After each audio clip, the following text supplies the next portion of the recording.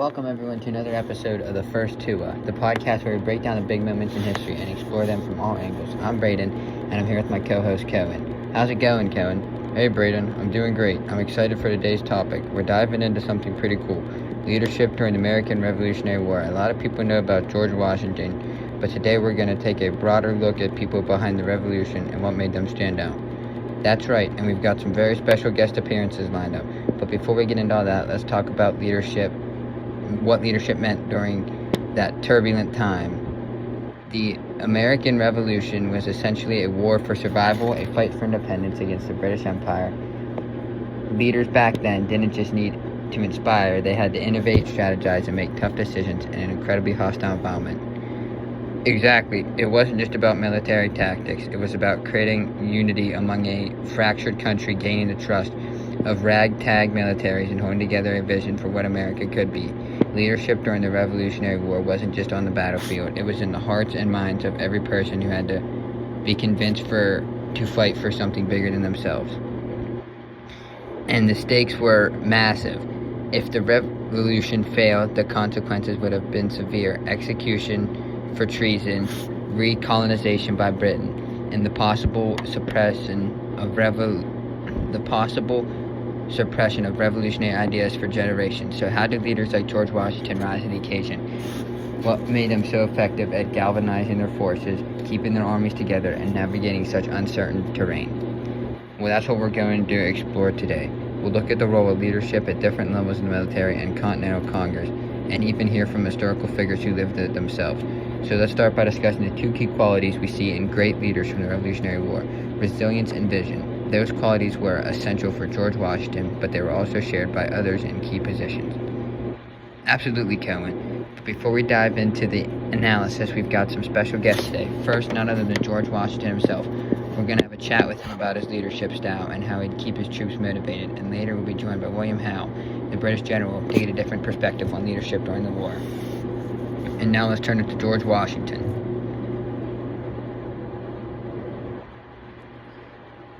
Good day, Braden and Cohen. It's an honor to join you on your podcast. Leadership in such times was not a decision one made lightly, with a burden of trust placed upon one's shoulders by the people and by fate itself. General Washington, thank you for joining us. We know you faced a lot of challenges during the Revolution. You had an army that was often poorly equipped, sometimes starving, and yet you were able to keep them fighting. What do you think kept your men loyal despite the hardship? The loyalty of men came not just from the food we provided or the victories we earned, but from the trust I placed in them and hope I gave them. They knew as long as I led, they had a chance for better life, free from tyranny. It was not merely about fighting for independence, but fighting for the futures. I gave them more than orders. I gave them reason to believe. You also had to navigate political pressures from the Continental Congress. How did you manage that delicate balance between being a military leader and staying aligned with the political ambitions of this time?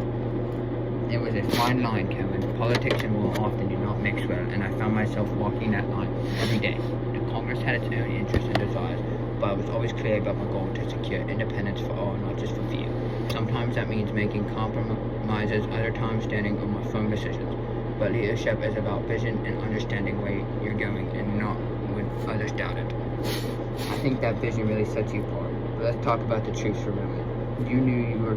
You were known for being very hands-on with your soldiers, often leading by example. How important was that, connecting with the rank five? It was everything, Braden. A leader must be visible in times of difficulty. If a soldier sees his commander in the trenches with him, struggling just as he does, it strengthens their bond. A leader asks his men to endure hardship without sharing it in no leader at all. I did my best to be the first to rise and the last to rest, to show them no matter what the challenges, we are in it together.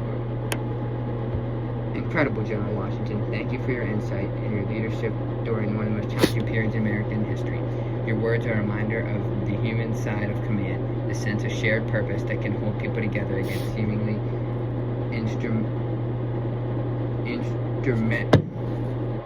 insurmountable odds. It was my duty and privilege. Farewell for now.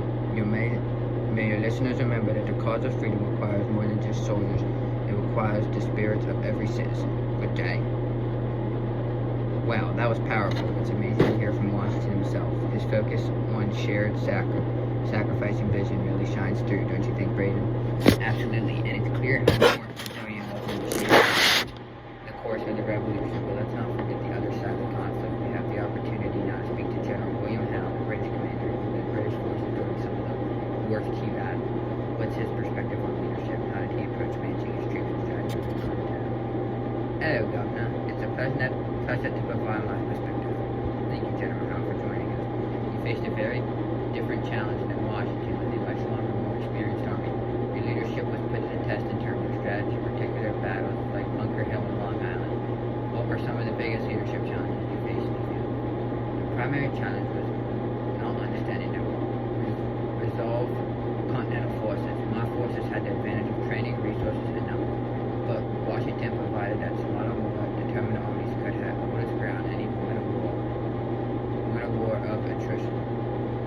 One key challenge was maintaining discipline in a force that was spread thin across the vast continent. Coordination was difficult, and the loyalty of soldiers can only go so far when enemy is so commanding. It sounds like Washington's leadership tactics, especially his ability to inspire and unite his army, played a significant role in the outcome. How did you persevere from the British side? Washington's resilience was bloody a mile. He understood the importance and moral embedded in the commanders of him, and his ability to maintain the spirit of his troops in the face of defeat was something I unfortunately did not always match. That being said, we were always playing quite a lovely decided game with strategic and political forces in motion. My particular leadership style was less about railing my troops on a personal level and being more executing over set orders to manage a large-scale operation. But there's no denying Washington's talent for leadership and mounting his support for this cause. Fascinating sights, General Howe. Thank you for joining us today and providing a different perspective on leadership during the Revolution. You're most welcome. Leadership, in the end, is about understanding the stakes and responding to them as best one can. I wish the Americans best, though, I hope, and for a different outcome. Well, there you have it, folks. Leadership in all its complexity, whether it was Washington's ability to inspire through shared sacrifice or Howe's strategic management of a large professional army. Both men understood that leadership was a balancing act between needs of the troops and bigger picture. Exactly right, and it's clear that leadership in wartime isn't about being perfect. It's about being present, adaptable, and always moving forward with a vision. Both Washington and Howe played a pivotal role in shaping the outcome of the war, for better or for worse. That's it for today's episode of the First Tuah.